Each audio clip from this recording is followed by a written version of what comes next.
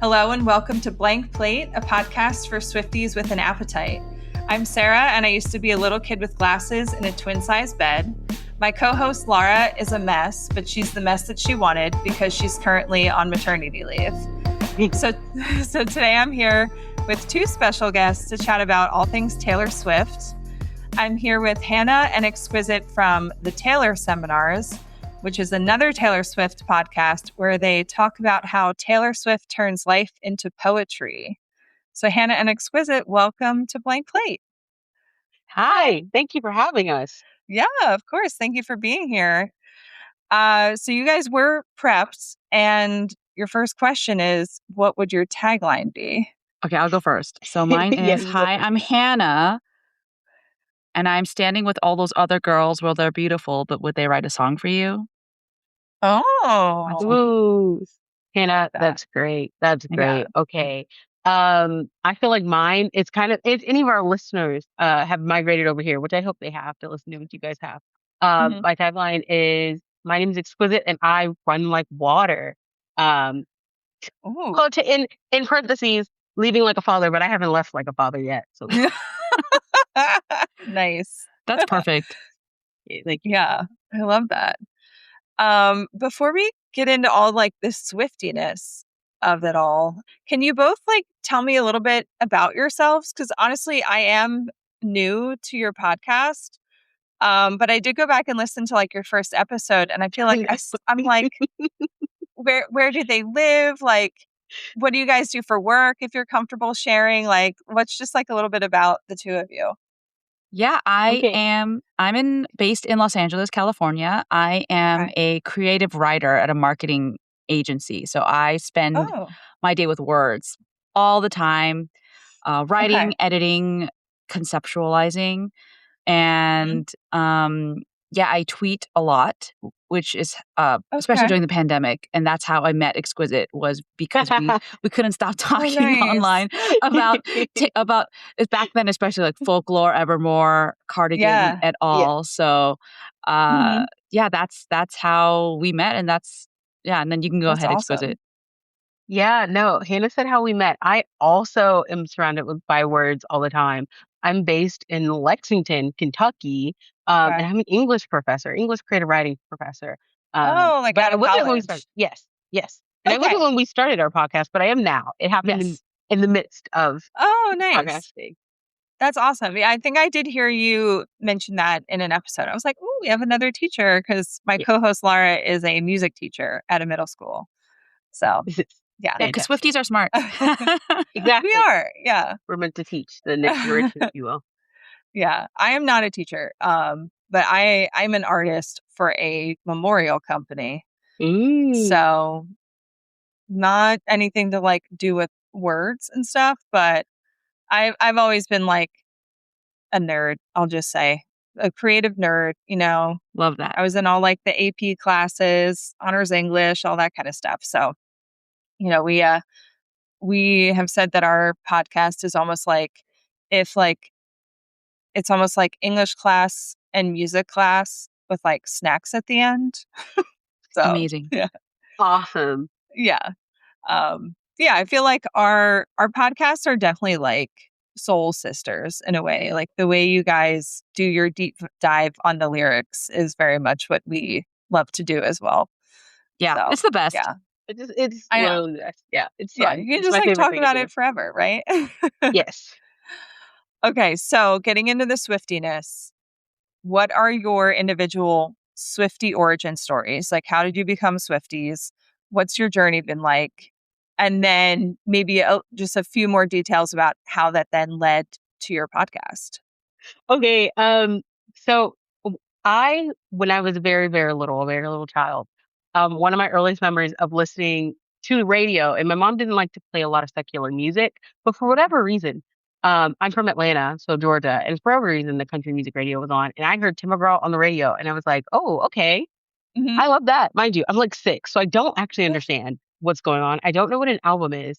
Yeah. And I discover the album and what an album track is because of Taylor Swift, because I was on YouTube and I Mhm. found The Way I Loved You. And I was like, I've never heard this on the radio. What is this song?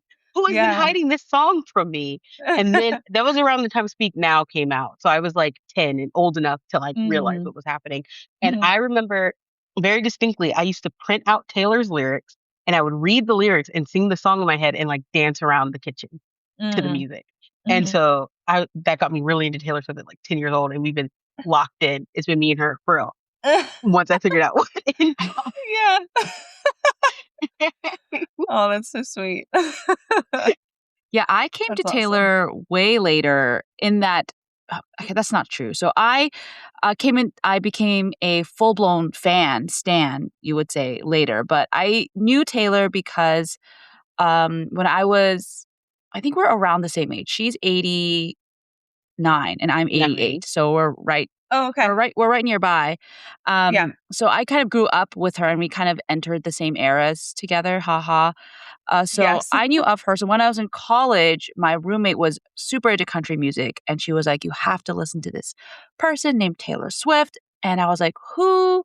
And she played me our song because she knew how much I loved the lyrics. And I was like, oh, like, who is she? I bet she's going to be big. And then I think that's also right when like Love Story was blowing up. And so like I was like, okay, I connected the two dots. Like, oh, it's like she's going to be big. She's and then that obviously I heard her on the radio all the time. I still remember the NPR like review of her being on it and then them reviewing Shake It Off. So I was always like, oh, like, yeah, that's Taylor.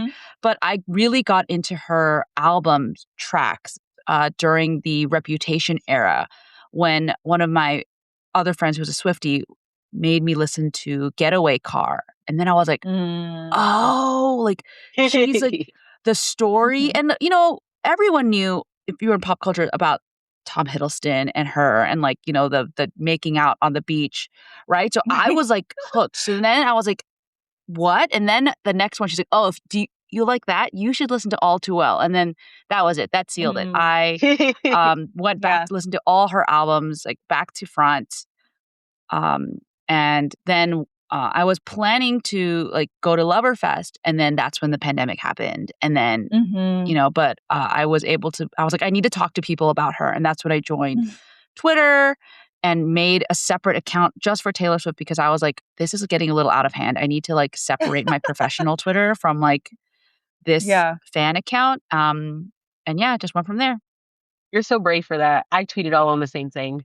It cracks me up when people who are in like my professional sphere will like things I tweet about. I'm like, oh, I forgot you all can see me here. I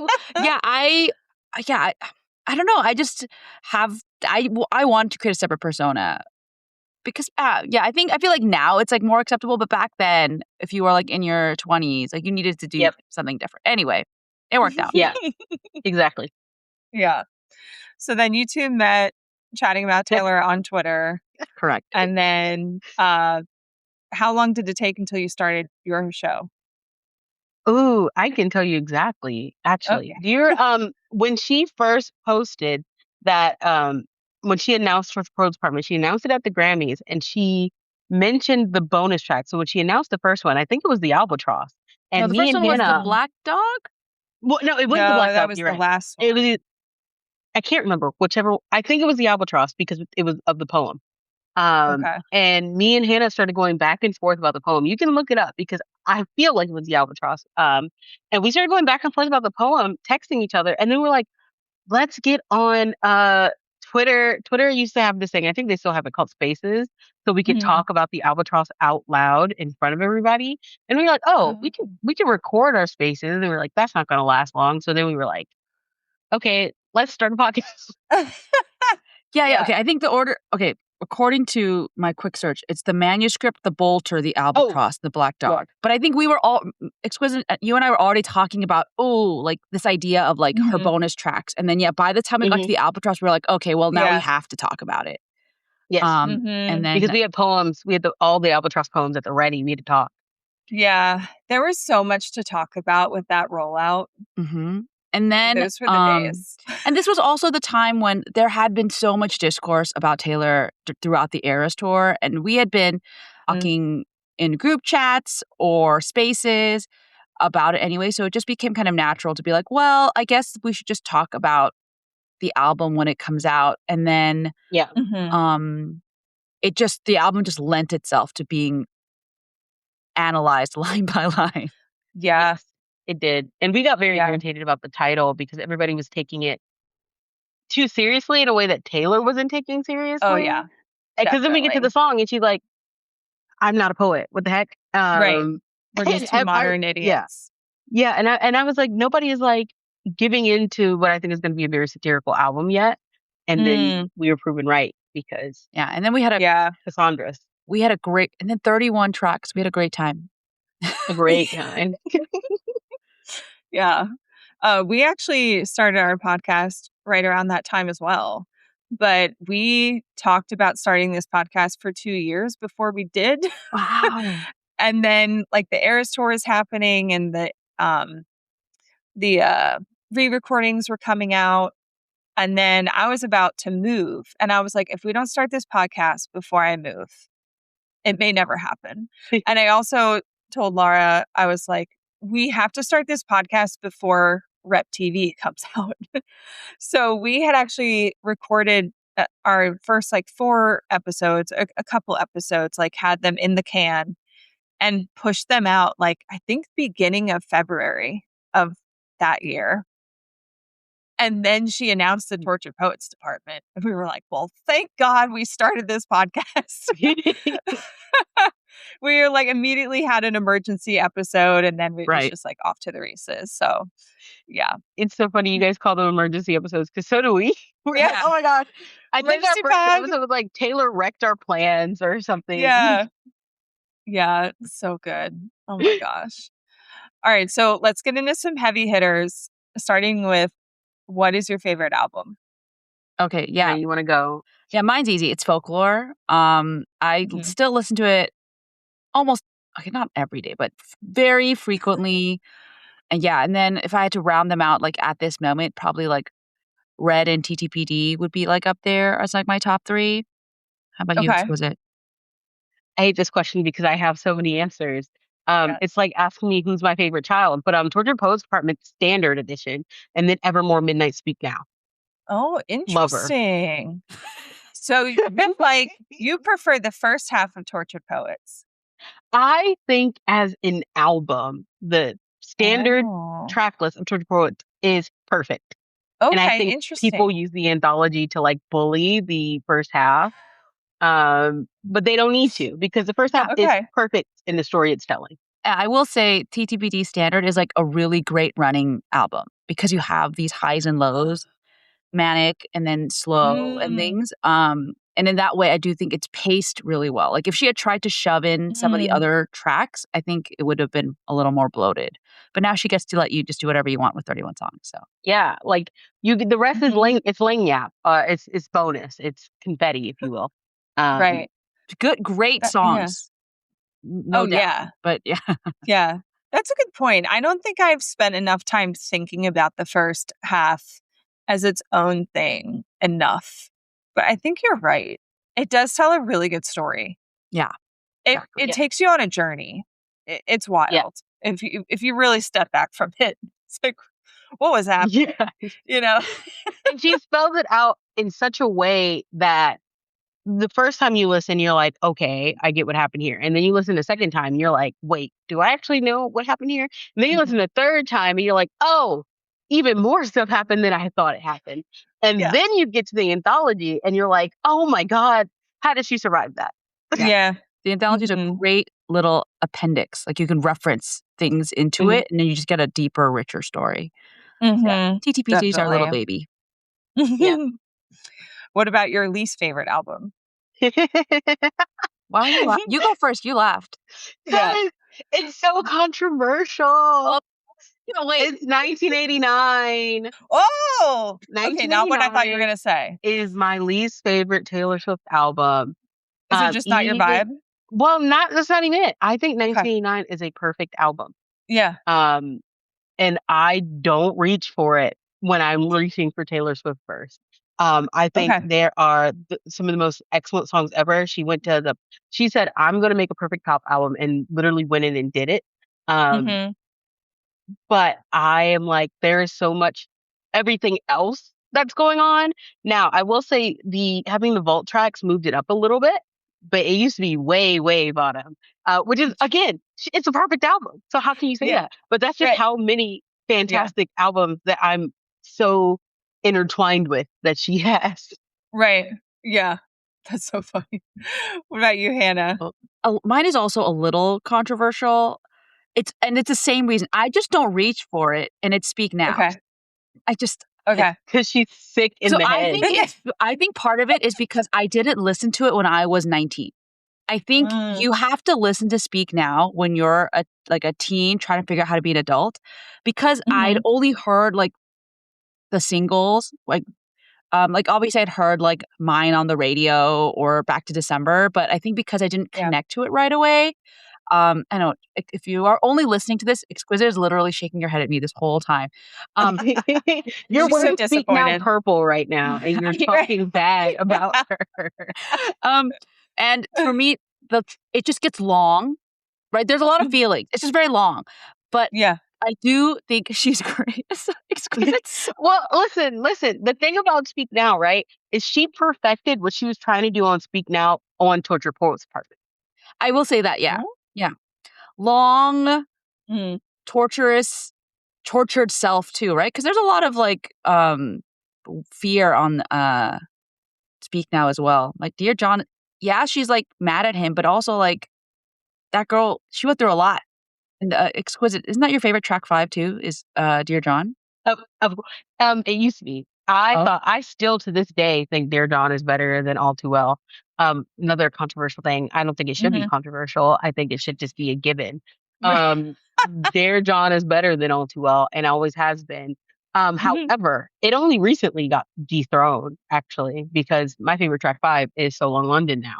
Oh, that's right. Oh, okay. Quick question about Dear John. Did you see Somber's performance of it, and what did you think? I did. I thought it was great.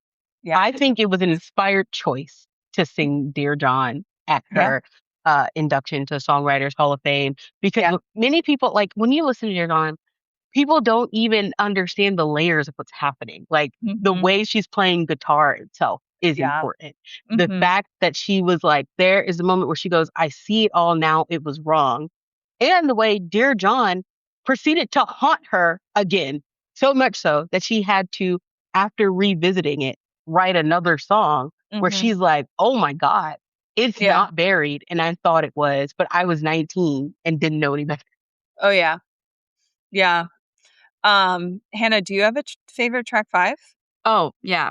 All Too Well. Like, okay. So me and Exquisite agree on a lot, and we also disagree on a lot. It's we're at odds. Yeah. I will say, from listening to some of your episodes, I think I tend to fall more in Hannah's camp in terms of like favorite songs and things. I think I have more of a Hannah than an Exquisite, but jury's still out. We'll see. Yeah. Yeah.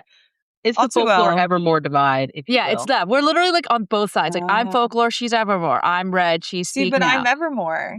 But Folklore is right next to it. Like you're Hannah's son Exquisite Rising, if you will. Yes. I used to think Folklore was the top, but actually just in like the last year I realized that Evermore is my favorite album. So it's, for me, the Holy Trinity is Folklore, Evermore, and Reputation.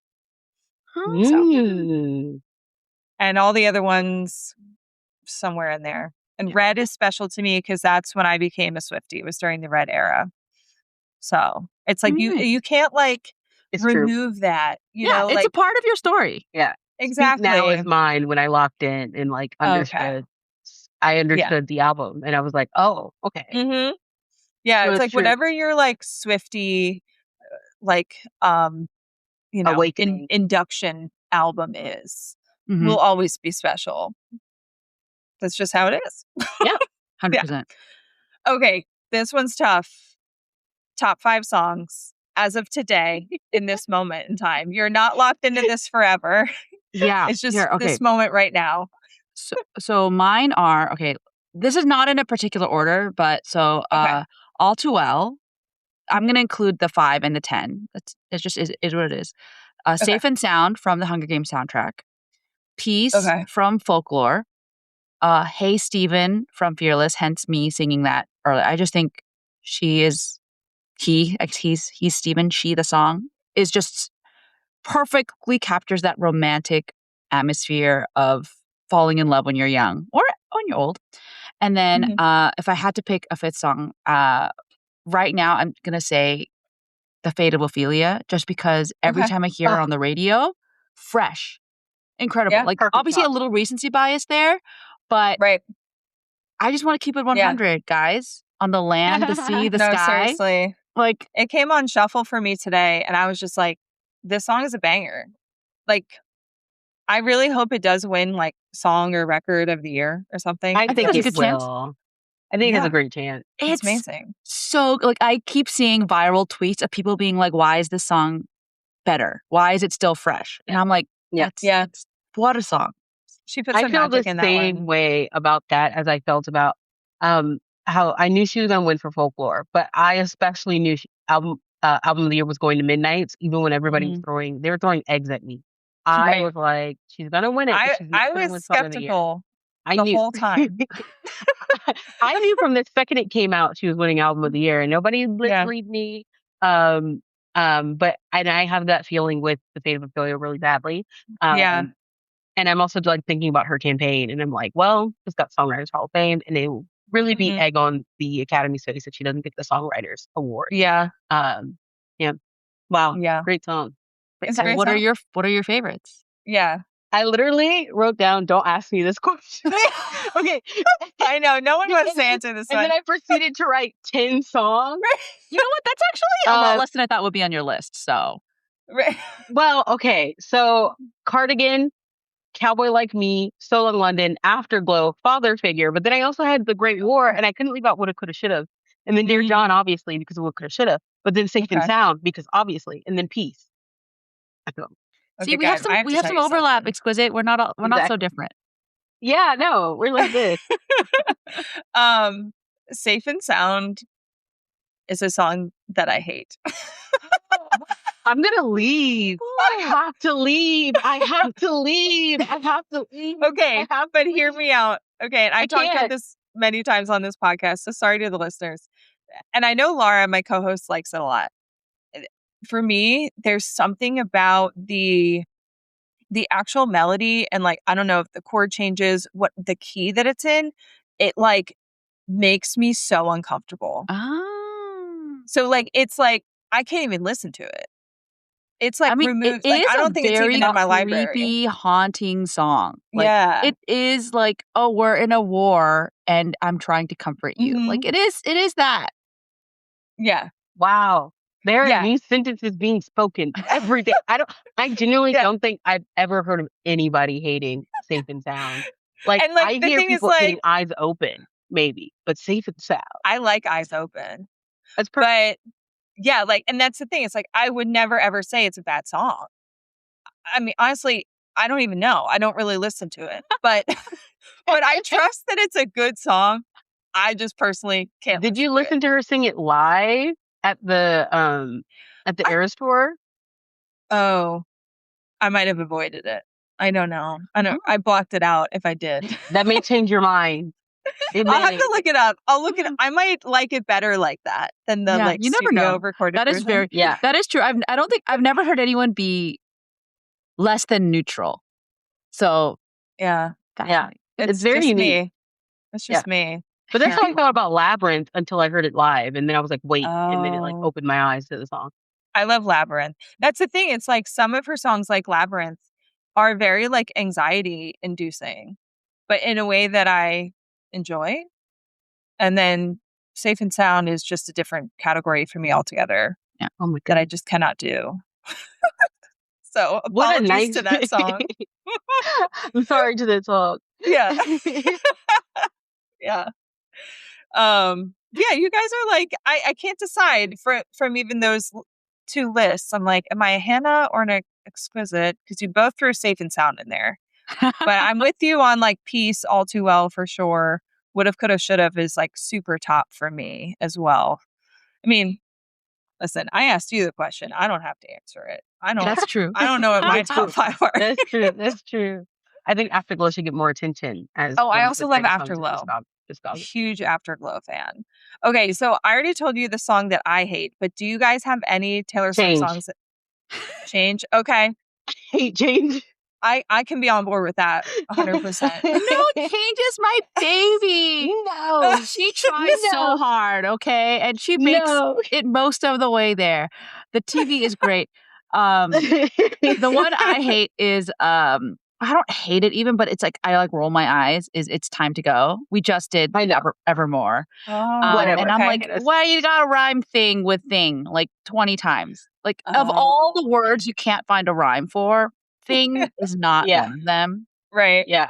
And the other one, so for this one, I have a line that I can't get over is in Happiness. And my eyes leak acid rain on the pillow where you used to lay your head. I'm just like, Taylor's just not a serious person. And I think that's okay. She's allowed. She's allowed. What don't you like about that one? Because I like that line. I know some people like it, but I also know lots of people who don't like it. I just think it's very clunky. And okay. My controversial line is, and I feel like I think you fussed at me about this. I don't like the line, and it's crazy because I love the song. I don't like the line, time it's taking its sweet time erasing you. Yeah, you did. I don't like this line. And I only don't like it because I don't like time and time so close to each other. Okay. I don't like that they're in the same sentence and it's repeated and it's not repeated a third time.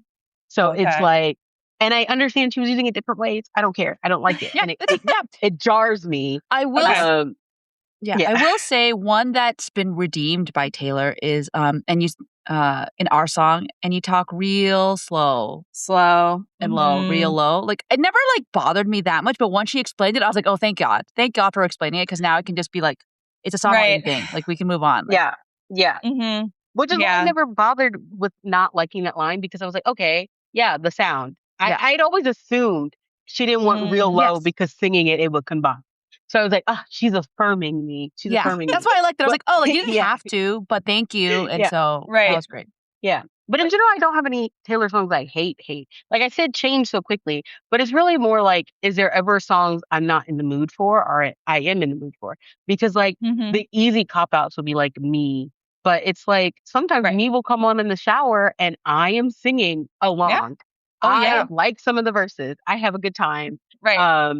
But it's like Change, I'm going to skip it. I think it's the only song that if you play me the first 5 seconds, I can't guess. Oh. Yeah. I think it's the only one. I will fail every single time on Change. Yeah, that one would be tough for me too. Some of those songs, I'm like, what is this? Mind you, I love Fearless. That's why I'm like, why is Change here? Yeah.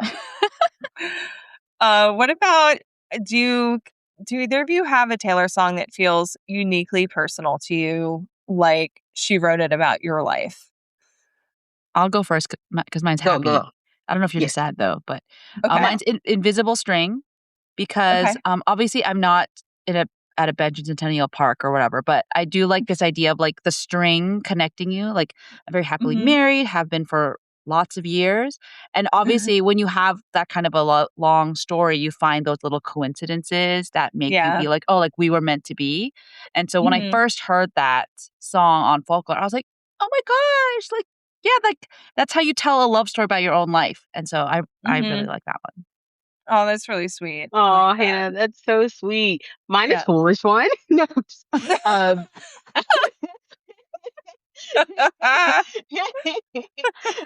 sorry. No, actually, there are a couple of them, but they're all along those lines. Like Foolish One, I genuinely think she wrote all of Georgia Poe's Department for me, but specifically, I also really think Cardigan, The One, We Were Happy, and Foolish One, they all tell this story. And as a writer, I've like taken some of the songs and been like, I need to write out a story because she's talking to me for some reason. But the real one that I have even like, when she announced the song, I said, oh, she's talking about me, is Cassandra, because I'm always Cassandra. Nobody ever believes me until it's too late. Like I genuinely, it's Exquisite Cassandra all the time. Like, it's like you called it about Midnights. No one would listen. No one. You're like that meme with like that kid with the volleyball. It's like the gift of Mhm. Apollo, and they're about to throw it at your face. Mhm. Yeah, that's I you. always know. I have to trust my gut. But yeah, Foolish One specifically is just very. I was like, "Ooh, that is me." Like, wait, why did I get So Foolish funny. One like 3 weeks ago? Wait. Yeah. So, we already talked about the fate of Ophelia, but what about Showgirl as an album? Like, how do you both feel about it? What are your honest thoughts? Go Exquisite. Okay, me and Hannah actually talked about this. I think that for any other artist, if they had Life of a Showgirl in their discography, that would be the greatest thing they've ever created.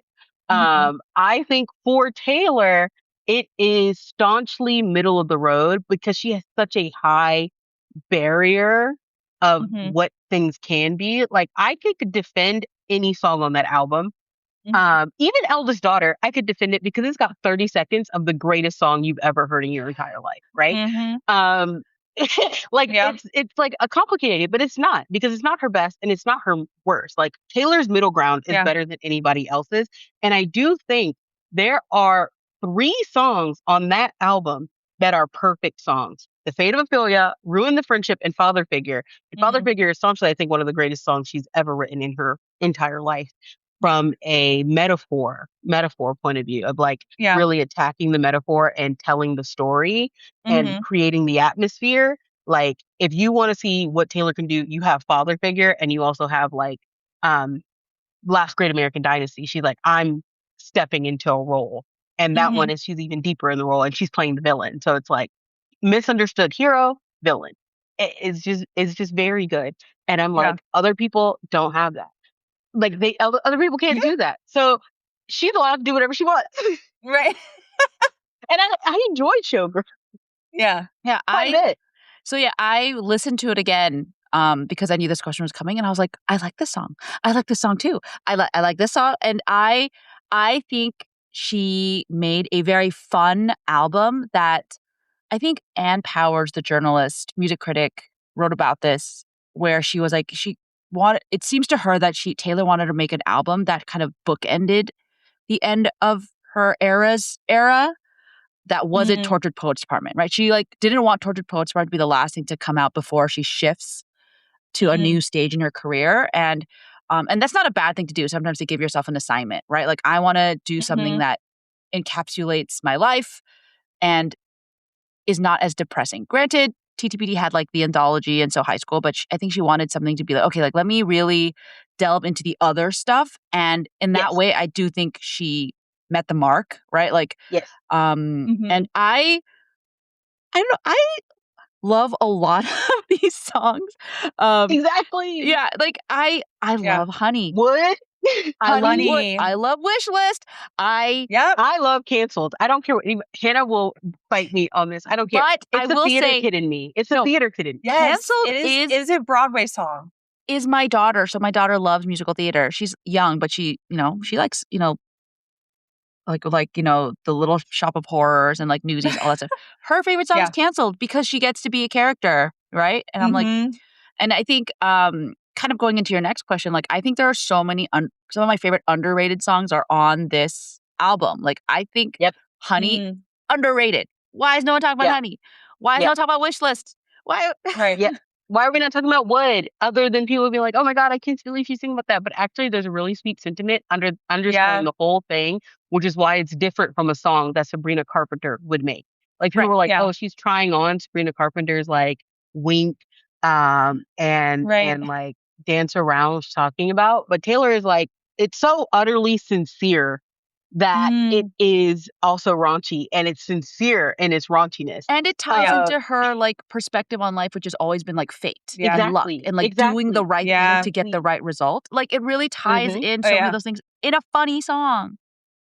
Yeah. Exactly. And I think Taylor said this actually, where she was like, she wanted something that sounded like she doesn't want to have complicated feelings about it when it comes out, which is another reason why, she couldn't just cap off the Eras tour with Mm. Tortured Poets Department, because even though Tortured Poets Department like did what it did and it broke the records it had, she was like, I Mhm. need something that is like fun. And I Yeah. just want to have fun, even though, and people aren't going to give the life of a showgirl discredit, there's a lot more under the surface than that people are not willing to investigate because they're writing the album off. And I think in about 5 or 6 years, when we have 13, 14, and 15 album, when we go back to Showgirl, people will be able to point to some connectors that are like, oh, this feeling, this little thread is definitely brought back and weaved into a full blanket up here. And I was not paying attention. But I was there and I saw it. Yeah, like when Laura and I did Wood for the podcast, I mean, we love to pull out lyrics from other songs that we feel like she's connecting to and stuff. And one of the songs that we referenced the most in Wood was The Prophecy. Exactly. Like, yeah, it's a raunchy song only halfway through. But I also think that people are sleeping on how musically genius the song Wood is. Exactly. Like, let's take the words out of it. That song is incredible and they make it sound so effortless, but it is like a perfect little song. Exactly. And it's in like 2 minutes and 45 seconds. She starts climbing. I can't even get into it. I love Wood. Yeah. I think it's fantastic. Yeah. And I think the Motown reminiscence of it all is also on purpose. Yeah. But we don't have to get into that here. We both have episodes on that. There. The other thing about Showgirl that I was thinking about a lot recently is I think Showgirl is the most unique sounding album that she has put out since like 1989 Reputation and then like Folklore. Like those 3 albums really push the envelope of what Taylor Swift music is. And because Laura and I always, whenever we cover a song, we try to assign it to a sister album. Like, could we throw this song on another album and it would make sense, right?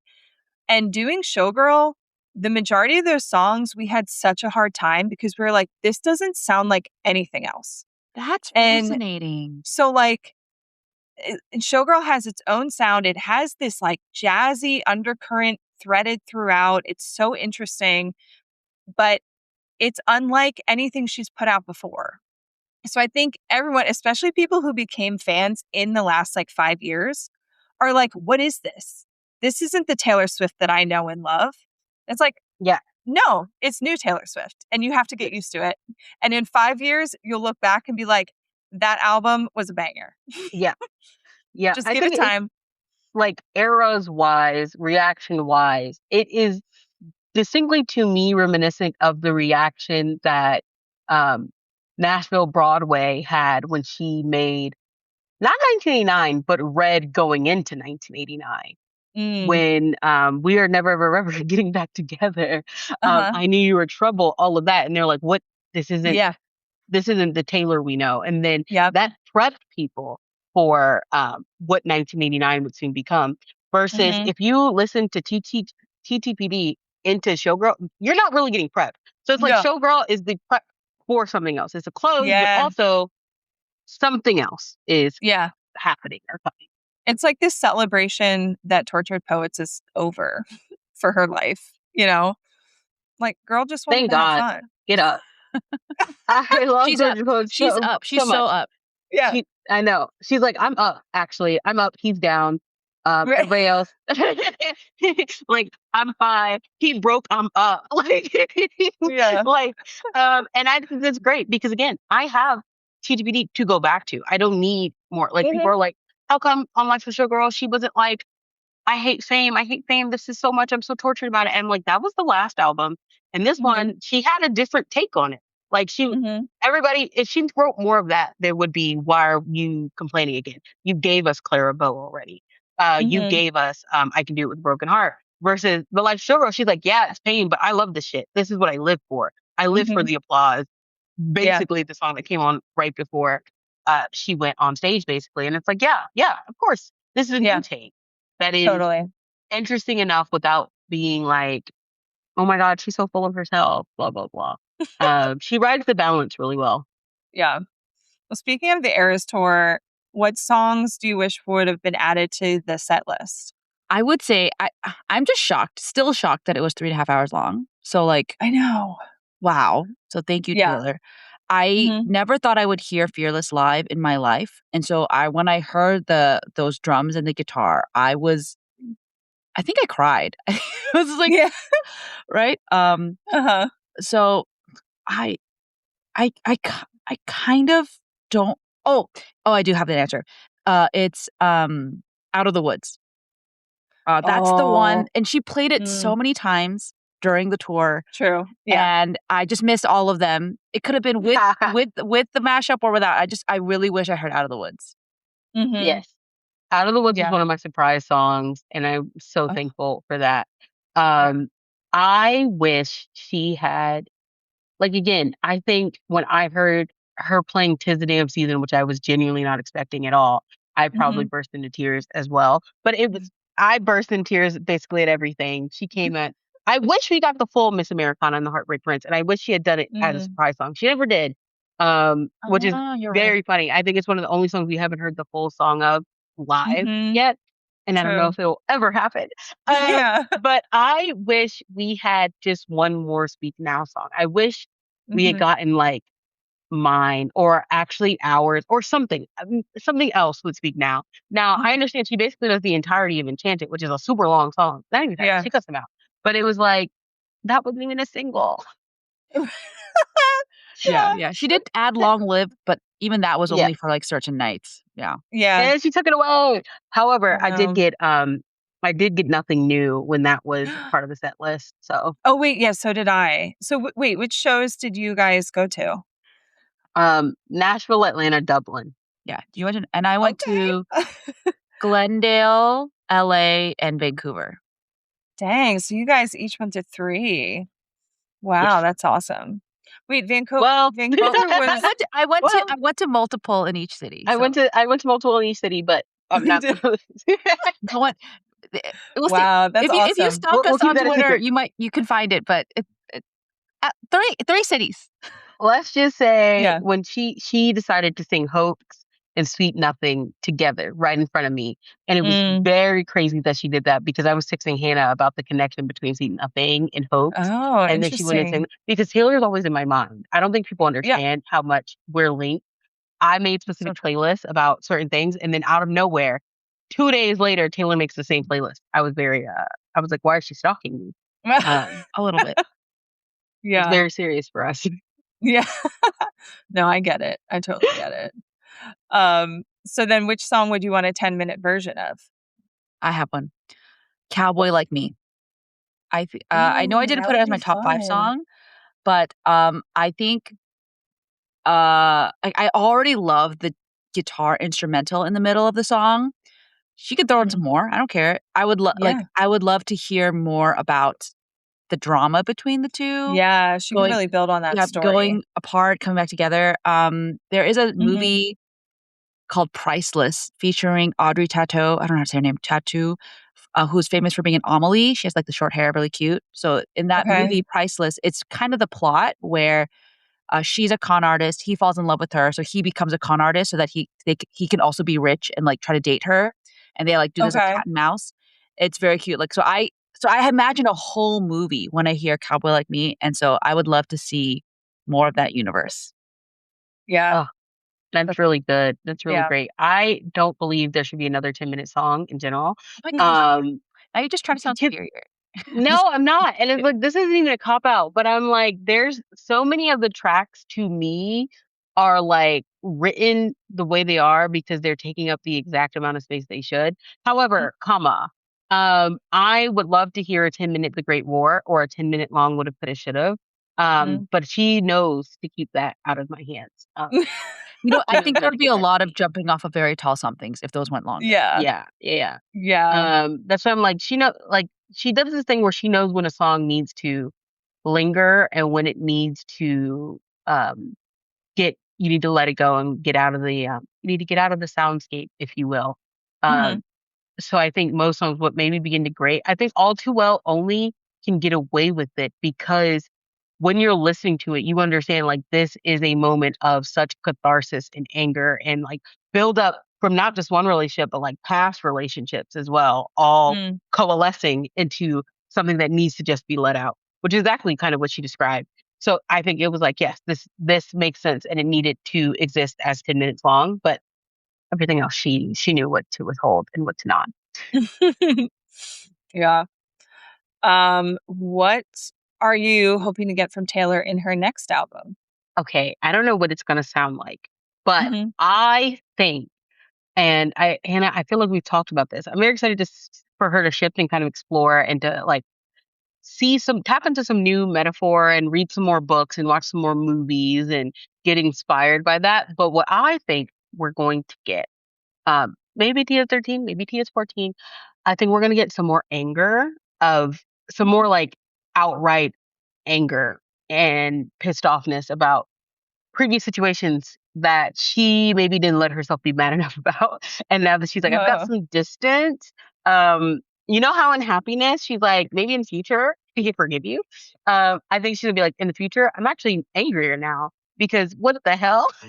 yeah. It was that simple. And I didn't get that. And so I'm very interested to Mm, see her have a lot more anger. And I think part of it is because you can tell Taylor is very confident and self-assured, and she's very like, she's got a lot of self-respect that perhaps mhm, didn't exist on Midnight, that you can mm, see in TTPD and in Showgirl, and I think we're going to see it come out even more. mm. I like that a lot. I think for Yeah. me, um, as a fellow woman in her 30s, I think it would be really interesting to hear her talk a little bit more about her identity. Like we know she talked a lot about um, a place in this world, for example, like new romantics, uh kind of figuring out who you are in your 30s where you're kind of over the hump of the manic energy of the 20s. I'd love to Mhm, see her like kind of explore like, okay, like who is Taylor Swift apart from the fame, apart from the singer, apart from these other labels, and just really kind of focus on like who am I as a person, and not in like a invasive like crazy way, but just in like a hey, like I love myself or whatever. Kind of like mhm, The Archer, but on the other side of the 30s. Ooh, mm, yes. Yeah. I'm actually mhm. very happy you said that because I always wait for Taylor to experience something, and then like 3 years, 4 years later down the line, I'm like, oh, yay, I'm going through it. I'm very interested to see how Taylor sings about the other side of her wish list and getting that, and Mm, how she approaches that, because it's like she is about to go through things that she's got no point of reference for mhm. besides things she's read or seen other women and people do, right? Yeah. So I Yeah. think it's going to be very interesting to hear her like firsthand experience with Mhm. things of that nature that Yeah. I won't say it loud because I don't want to jinx anything for her. Right. But Yeah. the opposite, the other end of wish list. Once those things are Right. checked off. Although honestly, that'll probably be in TS14 Yeah. because I bet TS13 is already recorded and like in the bag right It's now. very possible. Yeah. You know? I've been getting TS13 feelings, just the same Yeah. feelings I got when I was like, okay, she's definitely writing a new album right now. For I get the, TS12. I'm like, Yeah. I feel, yeah, yeah. Mhm. So I'm like, but she's always writing, and I'm very, I'm ready. Ready for whenever she's gonna give it to us. Um, Yeah. I know. We'll take whatever she gives us, right? Yeah. yes. Yeah. All right. Last question is who's an artist you're enjoying a lot right now that you think other Swifties would appreciate? I just came from a Holly Humberstone concert. Oh, She okay. is a British singer songwriter who she did open for one of those random London dates, where she added like the local like Yeah. Ray and Maisie Peters. So she's kind of like a fairy goth Taylor Swift. Okay.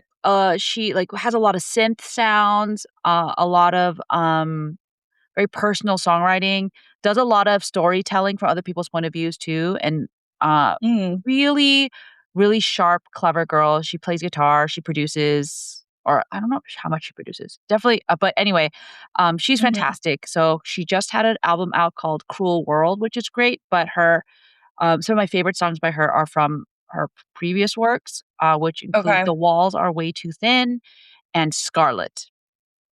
Okay. Fantastic. Would definitely recommend checking her out.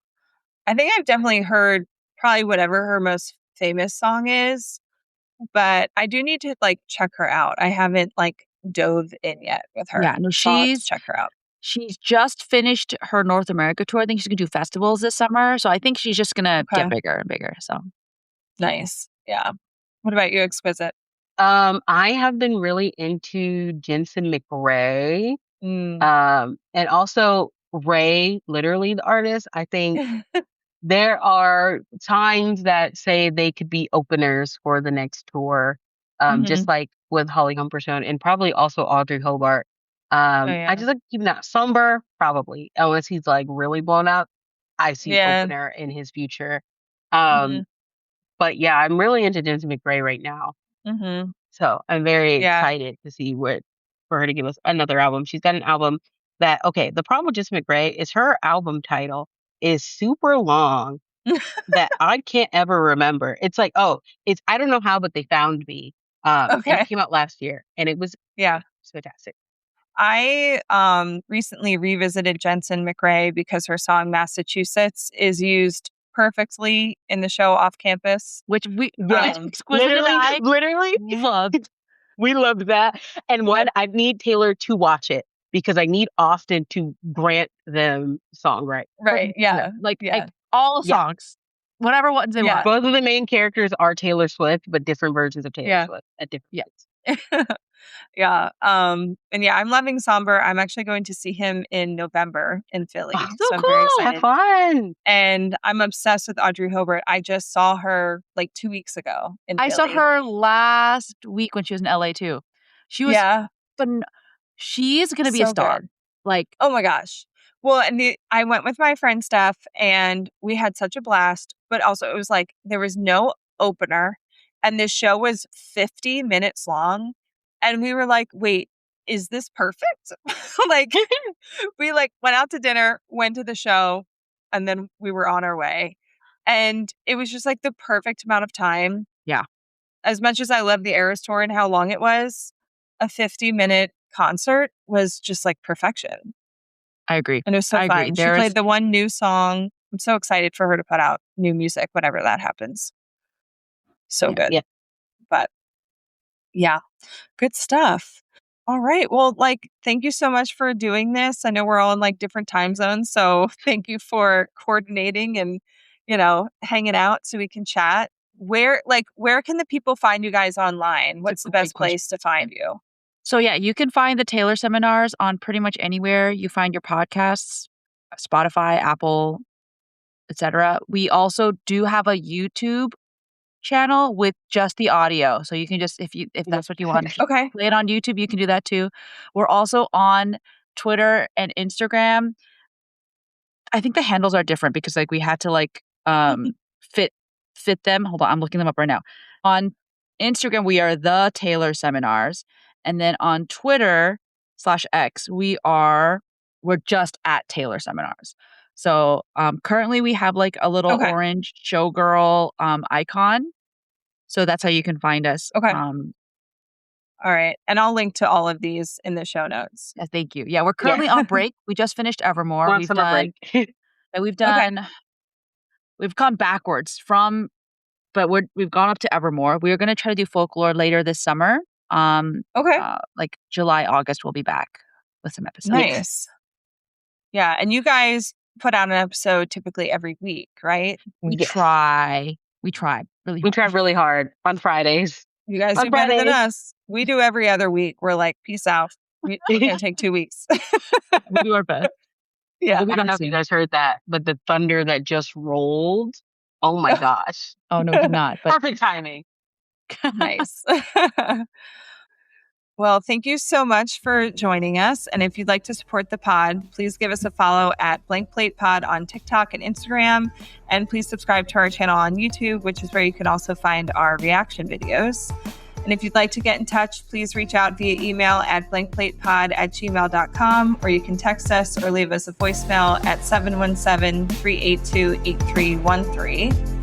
And if you're enchanted by what we're doing here, please consider supporting us on Patreon, which is where we do a monthly bonus episode focusing on Taylor's older songs. And until next time, we had the time of our lives with you, and you know it's time to go.